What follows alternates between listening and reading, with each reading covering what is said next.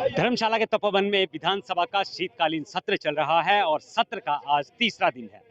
तीसरे दिन भी जोरावर स्टेडियम में एचआरटीसी कर्मचारी पेंशनर संघ आज इकट्ठा हुआ है और अपनी मांगों को मनवाने के लिए, सरकार को चेताने के लिए एक बड़ा आंदोलन इनकी ओर से किया जा रहा है। ये आंदोलन आखिर है क्या, क्या ये इनकी मांगे रहती है, ये इन्हीं लोगों से जानते हैं। सर, क्या नाम क्या आपका?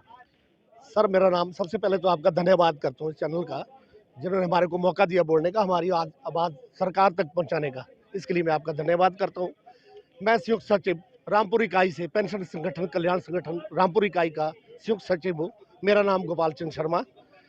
देखो, मैं आपको बताऊँ, हमारी उम्र इस वक्त 65 के आसपास पहुँच रही है।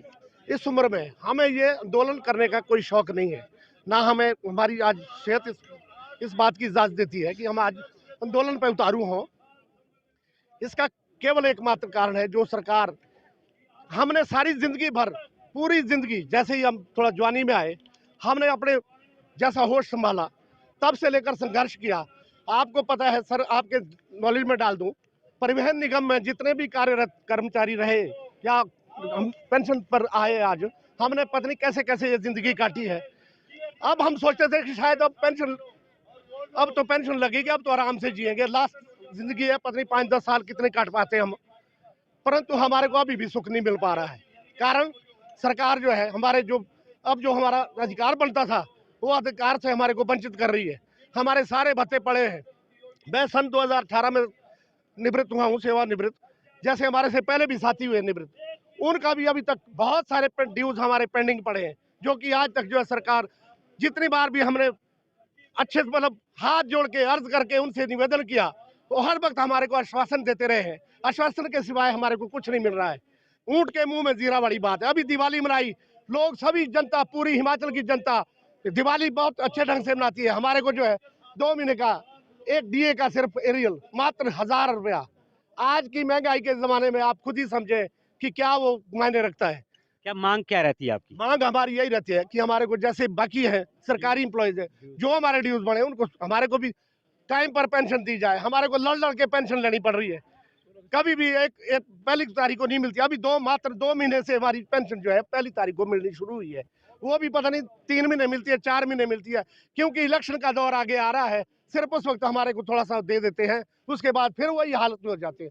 हम कब तक मांग करते रहेंगे सरकार से? अगर अगर अगर अगर सरकार आपकी मांग नहीं मानती है, हाँ जी, तो आपकी तरफ से क्या कदम उठाया जाएगा सरकार के खिलाफ? हम क्या कर सकते हैं? हम हमारे इलेक्शन में हम जिंदगी मर जाएंगे। आधे साथी तो हमारे मर चुके हैं। क्या नाम क्या आपका?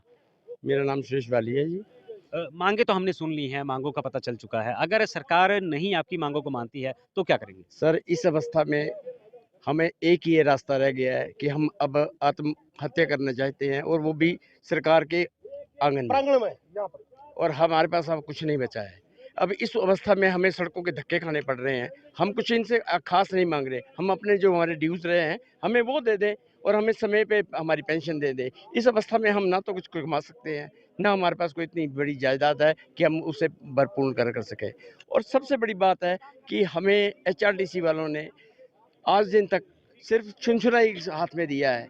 जब भी हम कोई डिमांड रखते हैं तो हमें थोड़ा सा टुकड़ा डाल देते हैं, और उसके बाद ये सो जाते हैं। सरकार चाहे किसी की आई हो, हर एक आदमी ने एचआरटीसी के परिवहन के जितने भी सेवानिवृत्त कर्मचारी हैं उनके साथ धोखा ही किया है, बाकी कुछ नहीं।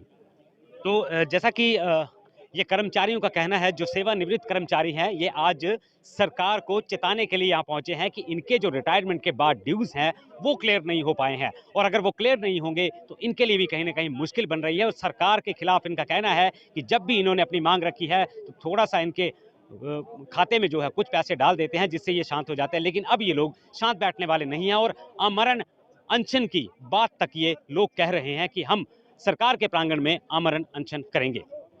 लेकिन देखना यह होगा कि सरकार इनकी बात को मानती है या फिर टस से मस कुछ नहीं होता है। धर्मशाला से कैमरामैन अनुज शर्मा के साथ मनोज धीमान, खबरें अभी तक।